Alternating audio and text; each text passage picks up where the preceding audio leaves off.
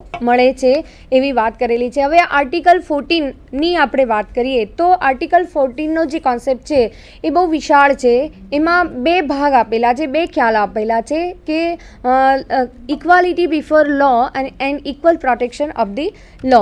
તો equality before લો એ શું કહે છે? કાયદા સમક્ષની સમાનતા અથવા સમાનતાનો અધિકાર, right to equality, equal protection of law. Equality before law એટલે કે કાયદાનું શાસન, જે આપણને બ્રિટિશ બંધારણમાંથી મળ્યું છે અને રૂલ ઓફ લો જે એવી ડાયસીએ આપેલો સિદ્ધાંત છે એમાંથી આપણને પ્રાપ્ત થયેલો છે। અને કાયદાનું સમાન રક્ષણ, ઇક્વલ પ્રોટેક્શન ઓફ લો જેની વાત કરીએ તો એ આપણને અમેરિકાના બંધારણમાંથી મળેલું છે। ફ્રેન્ડ્સ, અહીંયા બે કોન્સેપ્ટ આપેલા છે, પણ બંને કોન્સેપ્ટનો કહેવાય ને કે પાલન કરાવવાની બાબતો બંને ઓવરઓલ એક જ છે, છતાં પણ એક પોઝિટિવ કોન્સેપ્ટ છે અને એક નેગેટિવ કોન્સેપ્ટ છે। ઇક્વાલિટી બિફોર લો એટલે કાયદા સમક્ષની સમાનતા। કાયદા સમક્ષની સમાન વ્યક્તિ એટલે સર આઇવલ જેનિંગ્સના ડેફિનેશનમાં જો આપણે જોઈએ તો કાયદા સમક્ષની સમાનતા એટલે સમાન વ્યક્તિઓ માટે સમાન કાયદો અને સમાન વ્યક્તિઓ માટે સમાન કાયદો ને તેનો સમાન અમલ એટલે કાયદા સમક્ષની સમાનતા। હવે અહીંયા પ્રશ્ન એ થાય કે સમાન વ્યક્તિઓ વચ્ચે સમાન અમલ, તો અહીંયા આગળ આ સર આઇવલ જેનિંગ્સની આ જે વ્યાખ્યા છે એ એવું સ્પષ્ટ કરે છે કે સમાનતાની જ્યારે વાત આવે છે ત્યારે સમાનતામાં દરેક વ્યક્તિ કાયદા સમક્ષ સમાન હોવા જોઈએ, કાયદાનું સમાન રક્ષણ મળી રહેવું જોઈએ। હવે કાયદા સમક્ષની સમાનતાની આપણે પહેલાં વાત કરીએ તો પટ્ટાવાળાથી લઈને વડાપ્રધાન સુધી, નીચલી કાસ્ટના લઈને ઉપરની કાસ્ટ સુધી, એ કોઈ પણ વ્યક્તિ ગરીબ છે, તવંગ છે, એ કોઈ પણ વ્યક્તિ કોઈ પણ ક્ષેત્રમાં છે, કોઈ પણ જાતિનો છે કે કોઈ પણ ધર્મ અપનાવે છે, એ સ્ત્રી છે કે પુરુષ છે, કાયદા સમક્ષ સૌ સમાન રહેશે।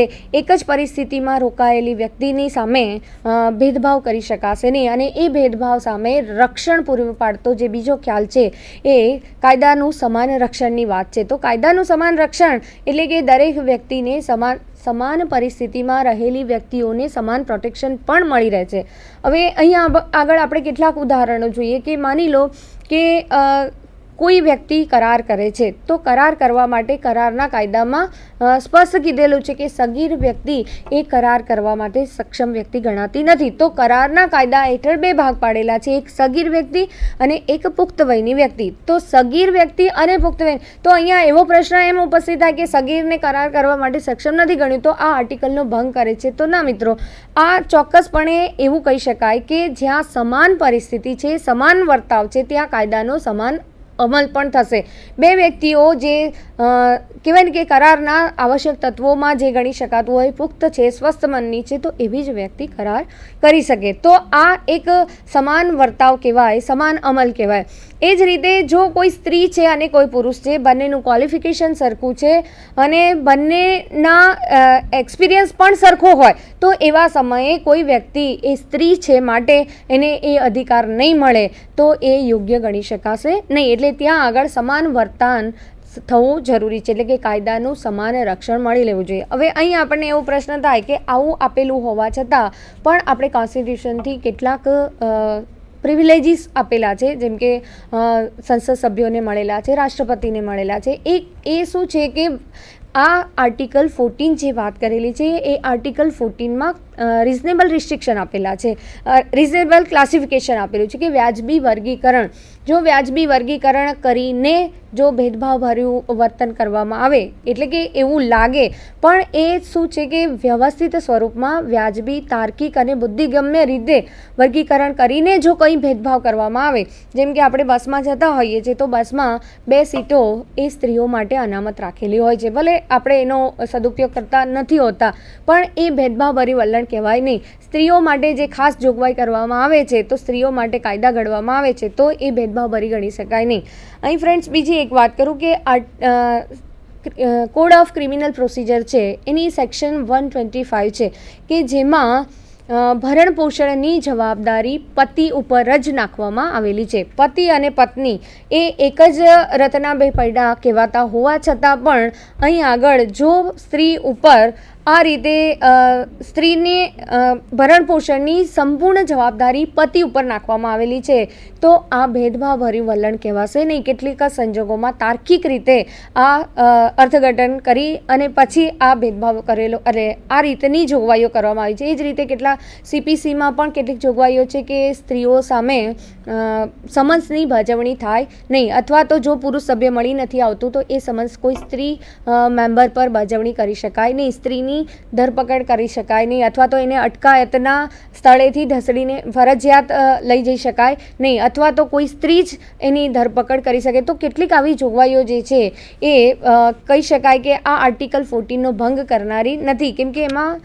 વ્યાજબી વર્ગીકરણ સ્વીકારેલું છે. હવે અહીં આગળ એક કેસ છે air India versus Nargis Mirza. તો એર ઇન્ડિયા વર્સિસ નરગિસ મિર્ઝાની જે વાત કરેલી છે એ કેસમાં એવું હોય છે કે એક એર હોસ્ટેસ હોય છે અને એ એર હોસ્ટેસના જે એમ્પ્લોયી અંગેના નિયમો છે એના રૂલ્સ 14, 45, 46માં જે જોગવાઈ છે એમાં એવું હોય છે ફ્રેન્ડ્સ કે 30 વર્ષની વય લગ્ન અથવા તો માતૃત્વ ધારણ કરે તો ફરજિયાત નિવૃત્તિ અંગેની જોગવાઈ હતી. હવે અહીંયા આગળ આ જે જોગવાઈ છે એ આર્ટિકલ 14ના ભંગ સમાન સ્પષ્ટ રીતે કહી શકાય. કેમ મિત્રો? કેમ કે સ્પષ્ટ રીતે એવું કહી શકાય કે જો કોઈ સ્ત્રી એ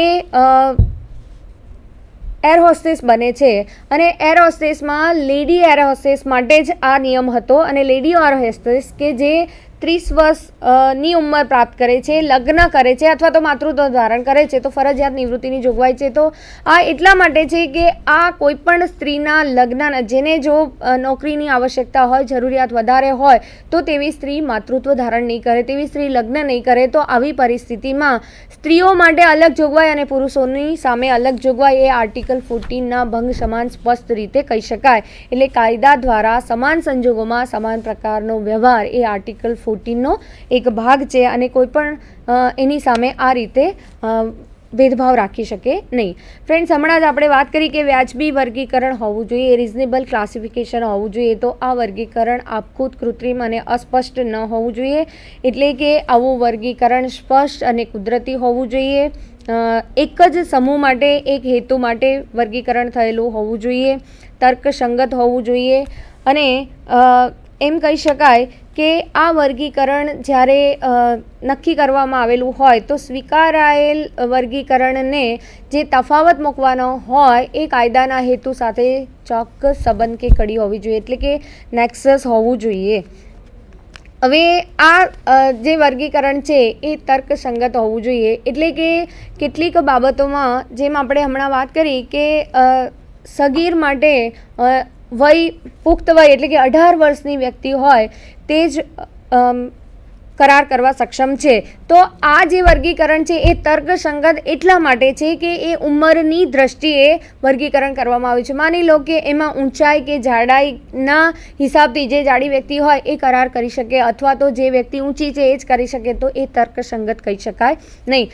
અથવા તો જે કરવા ધારેલું છે એની વચ્ચે આવા કોઈપણ પ્રકારની સંબંધ નથી એમ કહી શકાય. આ જ રીતે મિત્રો, સમાનતાના અધિકારમાં આર્ટિકલ 15(3) પણ સ્ત્રીઓ અને બાળકો માટે વર્ગીકરણ કરવાની, સ્ત્રીઓ અને બાળકો માટે ખાસ વ્યવસ્થા કરવાની, ખાસ કાયદાઓ ઘડવાની સંસદને સત્તા આપવામાં આવેલી છે, રાજ્યને સત્તા આપવામાં આવેલી છે. તો એ રીતે વર્ગીકરણ દ્વારા જે સ્વીકારાયેલો તફાવત છે એ અને કાયદાના હેતુ વચ્ચે સ્પષ્ટ સંબંધ હોવું જોઈએ. ફ્રેન્ડ્સ, તમે ટાઇટેનિક મૂવી જોયું હશે, એમાં એ મૂવીમાં સ્ત્રીઓ અને બાળકોને પહેલાં એ જહાજમાંથી દૂર કરવામાં આવે છે. તો એક પુરુષ એવો હોય છે કે એને જવું હોય છે તો એક બાળકીને પકડીને એ જાય છે. એટલે અહીંયા આગળ એ શું કરે છે કે સ્ત્રીઓ અને બાળકોને આ અધિકાર આ આર્ટિકલથી મળેલો છે. તો એ રીતે આ તર્કસંગત સ્પષ્ટ રીતે હોવું જોઈએ. હવે આ વર્ગીકરણ ભૌગોલિક કે પ્રાદેશિક પણ હોઈ શકે, કેટલાક સંજોગોમાં એ ઐતિહાસિક પણ હોઈ શકે. હવે ભૌગોલિક કે પ્રાદેશિક કઈ રીતે હોઈ શકે, તો માની લો કે અમુક વિસ્તારના જાગીરદારો હોય એ પોતે પોતાના વિસ્તારમાંથી ભાડું વસૂલ કરી શકે અને અન્ય વિસ્તારના જો આવા જાગીરદારો ત્યાં આવે તો એ ભાડું વસૂલ કરી શકે નહીં, એવી જો જોગવાઈ એમાં મૂકેલી હોય તો એ તર્કસંગત કહી શકાશે નહીં. જો જાગીરદારોને ભાડું વસૂલ કરવાની સત્તા હોય, અધિકાર હોય, તો એ તમામ પ્રકારના જાગીરદારોને હોઈ શકે. એટલે પ્રાદેશિક કે ભૌગોલિક એ હેતુ માટે જો એવું વર્ગીકરણ કરેલું હોય તો એ યોગ્ય ગણાશે. ઐતિહાસિક હોઈ શકે તો આપણે જાણીએ છીએ કે આપણે ત્યાં પહેલાં રાજા રજવાડા હતા, તો એ સમયે રાજવીઓએ પોતાનું રાજ એ આપી દીધેલું, પોતાનું સોંપી દીધેલું અને પોતે માત્ર નામના રાજા બની ગયેલા. તો એના હિસાબથી જો એમને કોઈ દીવાની કાર્યવાહીમાં મુક્તિ આપવાની જોગવાઈ કરવામાં આવેલી હોય તો એ ચોક્કસપણે આ આર્ટિકલ 14નો ભંગ કહી શકાશે નહીં. એટલે વર્ગીકરણ જે છે એ વર્ગીકરણ તર્કસંગત, બુદ્ધિગમ્ય અને આપખુદ હોવું જોઈએ નહીં, મનસ્વી હોવું જોઈએ નહીં, બુદ્ધિસંગત હોવું જોઈએ. કાયદાની જે જોગવાઈઓ છે અને જો આ રીતે ન રાખ્યું હોય તો આપણે સૌ જાણીએ છીએ કે જન્મ લેતાની સાથે વ્યક્તિ દરેક રીતે એનો ઉછેર, એનું જન્મસ્થળ, એનું જન્મસ્થાન, એનું કુટુંબ, બધી જ પરિસ્થિતિઓ અલગ અલગ હોય છે. અલગ અલગ પરિસ્થિતિઓમાંથી જ્યારે વ્યક્તિ આવે છે ત્યારે એનામાં કાં તો સામાજિક, ભૌગોલિક, આર્થિક કે બીજી કોઈ પણ પ્રકારની અલગ અલગ બાબતો હોવાની, એટલે કે એ એક સમાન નહીં હોય, દરેક વ્યક્તિ સમાન નહીં હોય. એટલે આ વર્ગીકરણની જોગવાઈ જે કહેવાય ને કે વ્યાજબી વર્ગીકરણની જોગવાઈ આર્ટિકલ 14માં એટલા માટે મૂકવામાં આવેલી છે કે અસમાન પરિસ્થિતિમાંથી આવેલી વ્યક્તિઓને સમાન રીતે જોડી શકાય. એટલે કે વૃદ્ધો છે, સ્ત્રીઓ છે, બાળકો છે, અમુક પછાત વર્ગના લોકો છે કે અમુક પરિસ્થિતિમાં જ્યારે મુકાયેલા હોય તો તેવી પરિસ્થિતિને માટે જો રાજ્ય દ્વારા કોઈ એવી જોગવાઈ કરવામાં આવે તો એ આર્ટિકલ 14ના ભંગ સમાન ગણાશે નહીં. એટલે આર્ટિકલ 14ના ભંગ માટે એવું કહી શકાય કે સમાન પરિસ્થિતિમાં રહેલ વ્યક્તિઓની સામે સમાન વર્તન કરવામાં આવે તો એ આર્ટિકલ 14 કહેવાય. એટલે કે કાયદા સમક્ષ સૌ સમાન છે અને કાયદાને સામે સૌને સમાન રક્ષણ મળશે. એટલે ઇક્વલ રેમ્યુનરેશનની વાત કરીએ કે જો સમાન કાર્ય કરવામાં આવે છે તો એની સામે સમાન વેતન પણ મળવું જોઈએ. તો આ આર્ટિકલ 14નો એક ભાગ છે કે જ્યારે પરિસ્થિતિ બધી જ સમાન હોય તો માત્ર એ સ્ત્રી છે કે અમુક જ્ઞાતિનો છે કે અમુક જગ્યાએથી આવે છે એવા કોઈ કારણોસર ફ્રેન્ડ્સ એમાં ભેદભાવ કરી શકાશે નહીં. હવે નેક્સ્ટ જોઈએ તો મેં વાત કરી કે કેટલીક બાબતો જો એ ભેદભાવભરી હોય તો એ રદ થવા પાત્ર બને છે. મીઠું વર્સિસ સ્ટેટ ઓફ પંજાબનો કેસ છે. હવે આપણા કોન્સ્ટિટ્યુશનમાં આપણા આઈપીસીમાં સેક્શન 302 જે છે એમાં જે સજાની જોગવાઈ કરવામાં આવેલી છે એમાં રેરેસ્ટ ઓફ ધી રેર કેસમાં ફાંસીની સજા છે. હવે કલમ 303 જે છે એ કલમ 303માં એવી જોગવાઈ હતી કે જો કોઈ પણ ખૂન કરનાર વ્યક્તિ દ્વારા એ ખૂન થાય એ પછીથી પણ એ વ્યક્તિ જો બીજું મર્ડર કરે છે, હત્યા કરે છે કે બીજો એવો કોઈ પણ ગુનો કરે છે તો એને કલમ 303માં લઈ અને ફરજિયાત એને ફાંસીની સજા કરવી, આવી જોગવાઈ હતી. તો આ આર્ટિકલ 14ના ભંગ સમાન ગણાવી. કેવી પરિસ્થિતિમાં શું થયું છે એનો અભ્યાસ કરીને જ આ જોગવાઈને રાખી શકાય. એટલે કલમ 303 રદ કરવામાં આવી. એ પછી જે Unni Krishnan versus state of યુપીનો case છે, તો ખાનગી શૈક્ષણિક સંસ્થાઓ જે છે એ ખાનગી શૈક્ષણિક સંસ્થાઓ એ આર્ટિકલ 14ના મૂળભૂત અધિકારોના એટલે કે ભાગ 3માં આપેલા મૂળભૂત અધિકારોને સુસંગત રહીને જ સરકારે જે નિયમો કરેલા છે એ નિયમો અનુસરવા બંધાયેલ છે. એટલે કે કેપિટેશન ફી જે હોય એ પ્રવેશ અંગેના નિયમો છે. આ બધી જ બાબતોમાં ઉન્ની કૃષ્ણનના કેસમાં જે એજ્યુકેશનલ રાઇટ્સ છે એને મૂળભૂત અધિકાર તરીકે ગણવામાં આવેલો. અગત્યનો કેસ જે છે વિશાખા વર્સિસ સ્ટેટ ઓફ રાજસ્થાન. હવે આ કેસની હું થોડી વિગતે ચડાવટ કરીશ કે આ કેસ 1997નો છે. કામના સ્થળે સ્ત્રીઓના ગૌરવપૂર્ણ રીતે કામ કરવાની જે અધિકાર છે એ અધિકાર માટેનું આ એક લેન્ડમાર્ક જજમેન્ટ છે. આ કેસમાં એવું બનેલું કે કેસ એક NGO દ્વારા કરવામાં આવે છે, વિશાખા નામની સંસ્થા દ્વારા. પણ આ કેસમાં એવું બનેલું કે કામની જગ્યાએ જો કોઈ પણ સ્ત્રી જે કામ કરતી હોય ગૌરવપૂર્વક રીતે કામ ન કરી શકે તો વિશાખા નામની NGO દ્વારા એક ગામમાં એક સરપંચ પર ગેંગરેપ થાય છે. એના સંદર્ભમાં ફરજિયાતપણે એની પાસેથી આ કામ કરાવવું તે કામ કરાવવું એ કરી નથી શકતી અને એને તાબે નથી થતી, માટે એ સ્ત્રી ઉપર આ રીતે રેપ થાય છે. તો રાજસ્થાનની વિશાખા નામની NGOએ આની સામે આર્ટિકલ 1491 અને આર્ટિકલ 21ના ભંગ બદલ સુપ્રીમ કોર્ટમાં રીટ કરેલી. હવે ફ્રેન્ડ્સ, આ રીટમાં આર્ટિકલ 1491 અને આર્ટિકલ 21 એટલે મૂળભૂત અધિકારોમાં આર્ટિકલ 14 છે એ સમાનતાનો અધિકાર છે, 19(1) જે છે ધંધો વ્યવસાય કરવાનો મૂળભૂત અધિકાર છે અને 21 છે એ ગૌરવપૂર્વક સ્વતંત્રતાથી જીવન જીવવાનો અધિકાર છે. એટલે આ કેસમાં સુપ્રીમ કોર્ટે આ ત્રણેય અધિકારો માન્ય રાખ્યા હતા. કામના સ્થળે જો કોઈ પણ સ્ત્રી કામ કરતી હોય અને એ કામ કરતી વખતે જો એને એવું એન્વાયરમેન્ટ પ્રોવાઈડ ન થાય, જો પુરુષો જે કામ કરી રહ્યા છે એ જ કામ સ્ત્રી કરે છે અને એ સ્ત્રી જે કામ કરી રહી છે એ કામ સમયે એને યોગ્ય એન્વાયરમેન્ટ પ્રોવાઈડ ન કરવામાં આવે અને જો એની સામે ભેદભાવભરી રીતે વર્તવામાં આવે, એની સામે કોઈ જાતીય છેડછાડ કરવામાં આવે કે એવા પ્રકારનું કરવામાં આવે તો આ કેસમાં આ ત્રણ આર્ટિકલનો ભંગ સમાન ગણી, સમાનતાના અધિકારનો ભંગ સમાન ગણી. કારણ કે પુરુષ જ્યારે કોઈ કામ કરે છે ત્યારે એને એવું એન્વાયરમેન્ટ મળી રહે છે, સ્વતંત્ર રીતે કામ કરી શકે છે. તો આ કેસમાં સુપ્રીમ કોર્ટે ખૂબ સરસ એક ગાઈડલાઈન આપેલી છે કે એ ગાઈડલાઈન પ્રમાણે સ્ત્રીઓને કામના સ્થળે મુક્ત વાતાવરણ મળી રહે એવું જે એમ્પ્લોયી હોય એની જવાબદારી બનશે. અને જો આવી રીતે એમાં સેક્સ્યુઅલ હેરેસમેન્ટની ડેફિનેશન આપવામાં આવેલી છે કે જાતીય સતામણી કોને કહેવાય, તો આ બધી જ બાબતોનો ઉલ્લેખ આર્ટિકલ 14ના ભંગ સમાન ગણીને સુપ્રીમ કોર્ટે સ્પષ્ટ રીતે કોઈપણ સ્ત્રીને પુરુષ જેટલું જ એન્વાયરમેન્ટ મળી રહે એવી વાત કરેલી હતી.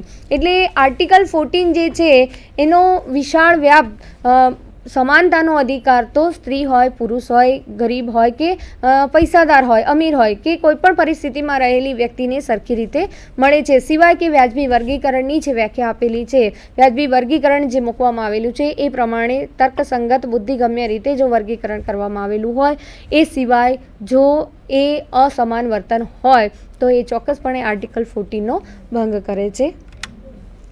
નાઉ we are going on article 15. હવે prohibition of discrimination on grounds of religion, race, caste, sex or place of birth.